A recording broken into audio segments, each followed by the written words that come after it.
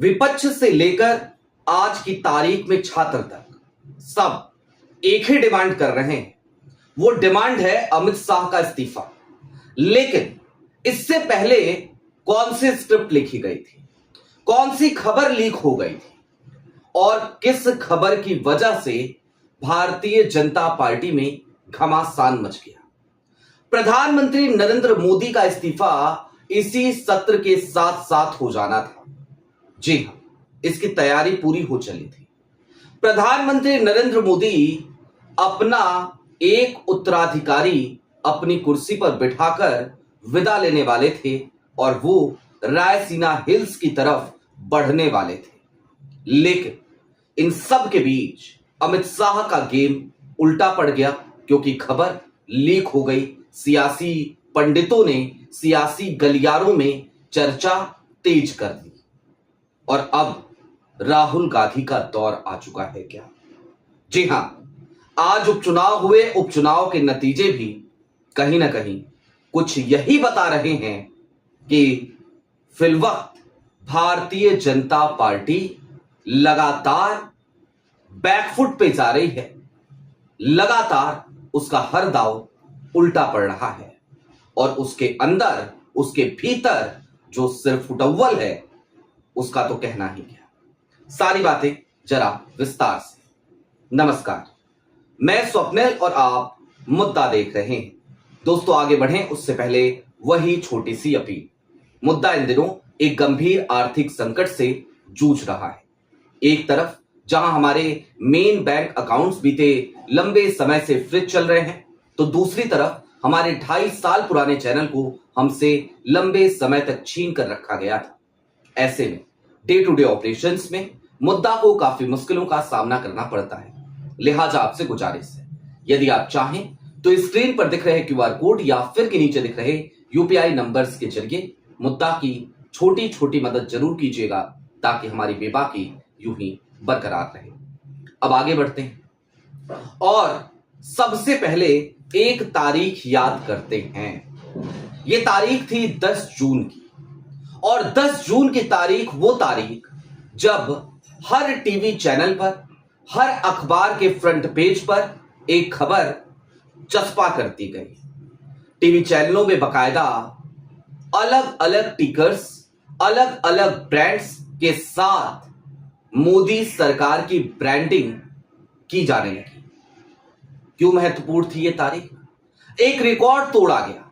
कहा गया कि देश के पहले प्रधानमंत्री पंडित जवाहरलाल नेहरू का रिकॉर्ड 10 जून की तारीख को प्रधानमंत्री नरेंद्र मोदी ने तोड़ दिया है, क्योंकि वो लगातार 4,399 दिनों तक बतौर प्रधानमंत्री देश की बागडोर संभालते रहे हैं, जबकि जवाहरलाल नेहरू 4,398 दिनों तक ही प्रधानमंत्री की कुर्सी पर बैठ पाए थे, निर्वाचित प्रधानमंत्री के। और इसमें 1947 से लेकर 1952 तक का समय ऐड नहीं किया गया। अब ये खबर तो आई 10 जून को, 9 जून को, लेकिन ये स्क्रिप्ट बहुत पहले लिख दी गई और वही खबर लीक हो गई थी। हमने भी आपको, याद कीजिएगा या जाकर के आप यूट्यूब के आर्काइव में देखिएगा, आपको खबर हमारे यहां मिलेगी।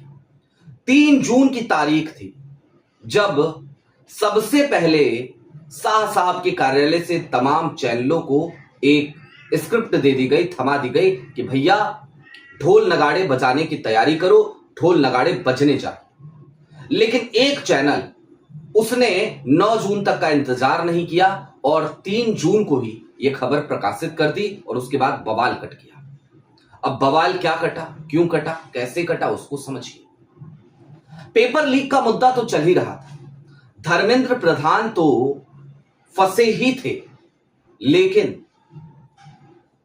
दरअसल अब भारतीय जनता पार्टी में बवाल इस बात का चलने लगा कि अगर मोदी जी इस तरीके से चले गए और उत्तराधिकारी अमित शाह साहब बन के बैठ गए, तो फिर भला क्या ही परिवर्तन हो जाएगा।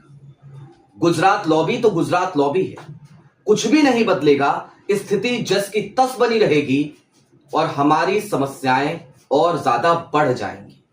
हमारी मतलब किसकी?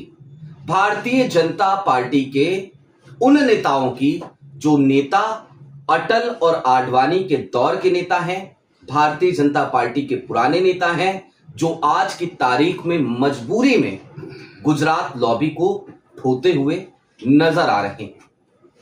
और ऐसे में वो लॉबी ओल्ड स्कूल्स उसने अपनी तैयारी शुरू कर दी, उसने अलग तरीके की प्लानिंग शुरू कर दी। आप एक खबर बार बार देख रहे होंगे कि सीजेपी को भारतीय जनता पार्टी के कुछ नेताओं का समर्थन मिला। आपने ये भी खबर देखी होगी कि सीजेपी के जो फाउंडर है, संस्थापक हैं अभिजीत दीपके, उनके पास शिंदे सेना के कुछ लोग पहुंचे, शिंदे की शिवसेना के। आपने ये भी खबर देखी होगी कि महाराष्ट्र सरकार के एक कैबिनेट मंत्री भी पहुंच गए, वो भी जाकर के अभिजीत दीपके के घर पे मुलाकात की उन्होंने और बधाई उधाई दी। ये सब कुछ चल क्या रहा है, समझ रहे हैं आप? दरअसल ये सब कुछ गुजरात लॉबी की गुजरात के टिकट कटवाकर वापसी कराने की तैयारी है। अब दोस्तों चलते चलते इस बात को भी समझिए कि राहुल गांधी का दौर कैसे शुरू हो चुका है। मसलन आप आज की ही तारीख देखिए, आज उपचुनाव के नतीजे आए।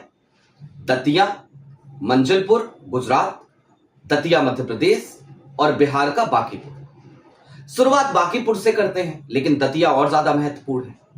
बांकीपुर भारतीय जनता पार्टी के लिए नाक का प्रश्न है, क्योंकि भाई नितिन नवीन उनकी सीट, भारतीय जनता पार्टी के राष्ट्रीय अध्यक्ष की सीट, और उस सीट पर जिस वक्त मैं ये वीडियो रिकॉर्ड कर रहा हूं, 23 राउंड की गिनती पूरी होने के बाद प्रशांत किशोर फिलवक्त 13,000 वोटों से आगे चल रहे हैं, यानी सीट भारतीय जनता पार्टी के हाथ से जा चुकी है। इतना ही नहीं, नितिन नवीन और रविशंकर प्रसाद दोनों के बूथ पर भारतीय जनता पार्टी की हार हुई है, करारी शिकस्त मिली, यानी कि वोट पोलराइज हो ही नहीं पाया।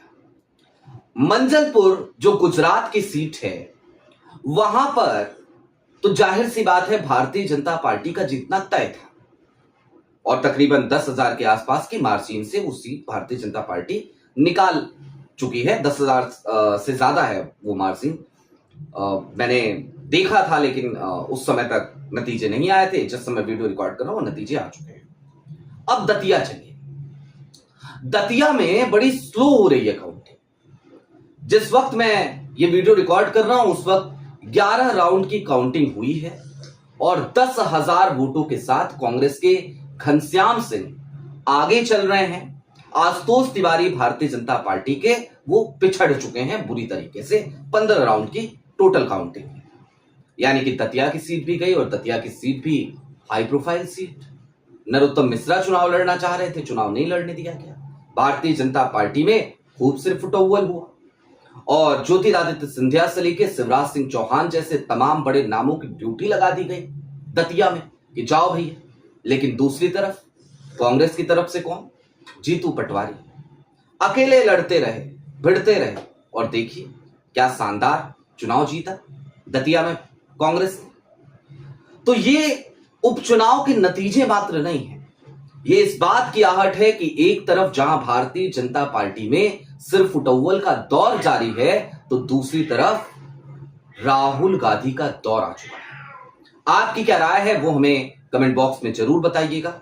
अभी के लिए दीजिए इजाजत। चलते चलते फिर वही अपील, चैनल पे नए हो तो सब्सक्राइब करते हुए जाइएगा, सक्षम हो तो मुद्दा की छोटी छोटी मदद जरूर कीजिएगा, ताकि हमारी बेबाकी यूं ही बरकरार रहे। बहुत शुक्रिया।